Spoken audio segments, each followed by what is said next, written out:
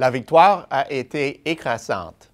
La semaine dernière, les Mexicains se sont rendus aux urnes et ont exprimé avec force leur volonté de changement. Le candidat de gauche qui a fait campagne pendant 15 ans a finalement réussi son pari. Avant même le début officiel de l'élection, le candidat Andrés Manuel López Obrador, mieux connu sous le nom de AMLO, bénéficiait d'une forte avance dans les sondages qui n'a fait que s'accroître à l'approche du jour de l'élection. Jusqu'à la toute fin, les opposants d'AMLO ont espéré un retournement de situation, mais ils ont plutôt concédé leur défaite en un temps record à la fermeture des bureaux de scrutin. Que signifie ce changement de cap politique du Mexique pour la stabilité du commerce et de l'économie à l'échelle mondiale? Après le décompte de 94% des bulletins de vote, le candidat AMLO a été crédité de 53% des voix pour le poste de président, devançant largement son plus proche rival, le candidat Anaya du parti PAN. Le Mexique a tenu une super élection, durant laquelle elle a choisi son président, mais aussi les sénateurs, les députés et certaines d'autres fonctions publiques. Les experts avaient annoncé que, même advenant une victoire du candidat AMLO, les autres partis domineraient les autres sphères du pouvoir et limiteraient ainsi la marge de manœuvre d'AMLO. Or, la coalition menée par AMLO a remporté beaucoup plus de sièges au Sénat, des résultats très semblables à ceux de l'élection présidentielle.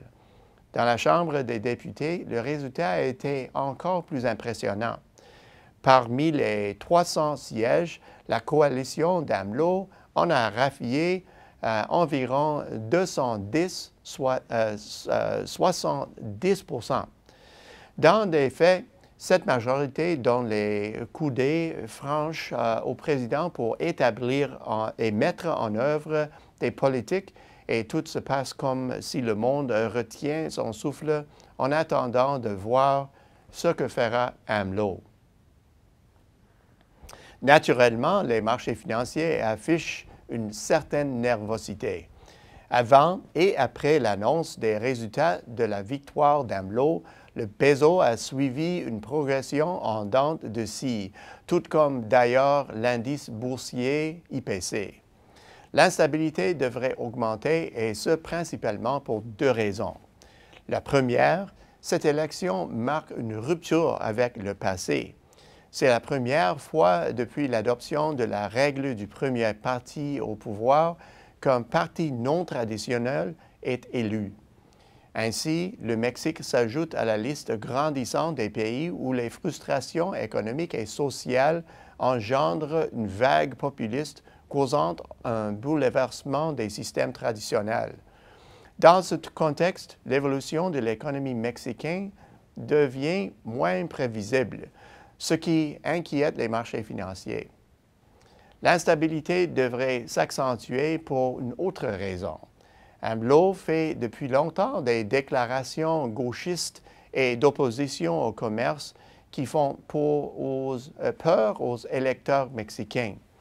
Confrontés au mandat clair obtenu par AMLO lors de ces élections, les marchés tentent de déterminer les principales actions de cet homme politique que certains critiques nomment l'Hugo Chavez du Mexique. Durant la campagne, AMLO a promis de hausser les dépenses sociales, de réduire la dépendance du Mexique au commerce international, de faire marche arrière à l'égard des importantes réformes visant à ouvrir le secteur de l'énergie à l'investissement étranger et d'aider le secteur agricole en lui consentant des subventions et davantage de protection. Lors de la campagne électorale, AMLO a clairement exprimé sa position en matière de lutte contre la corruption. Pourtant, il n'a pas été aussi clair dans les mesures concrètes qu'il entend prendre dans la sphère des politiques. Dans les heures suivant la victoire, AMLO a adopté un ton conciliant. Il a promis de faire de la signature d'une nouvelle version de l'ALENA une priorité et a approuvé la position de l'équipe actuelle chargée des négociations. Il s'est également engagé à travailler avec le président sortant Peña Nieto afin d'assurer une transition harmonieuse. Les annonces qui seront faites à l'approche de la cérémonie d'investiture du 1er décembre seront examinées de près afin d'y relever la présence d'indices des premiers changements aux politiques.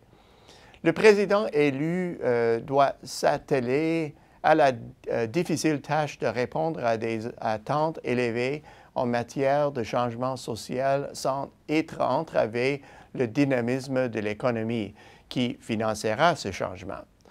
Grâce à ces réformes et à son ouverture, le Mexique attire chaque année des dizaines de milliards de dollars en investissements étrangers. Le pays a fait preuve de rigueur en matière de gestion budgétaire et monétaire, ce qui a créé un environnement stable qui a maintenu et favorisé l'entrée des investissements. Un recul majeur sur le plan des politiques risquerait non seulement de perturber ces investissements, mais aussi de faire planer une menace sur les projets d'investissement sur le marché national.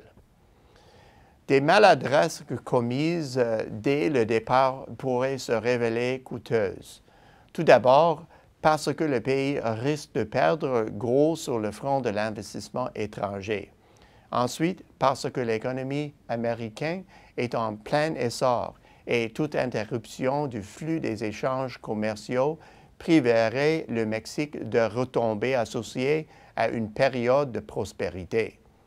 Enfin, le relèvement des taux d'intérêt par la Fed et le resserrement imminent de la politique monétaire européenne ont déclenché une réappréciation des risques sur les marchés émergents. En optant pour la stabilité, le Mexique pourrait profiter de son statut de refuge parmi les marchés émergents. Face aux turbulences engendrées sur le plan des politiques, les marchés financiers pourraient sévir en pire des moments.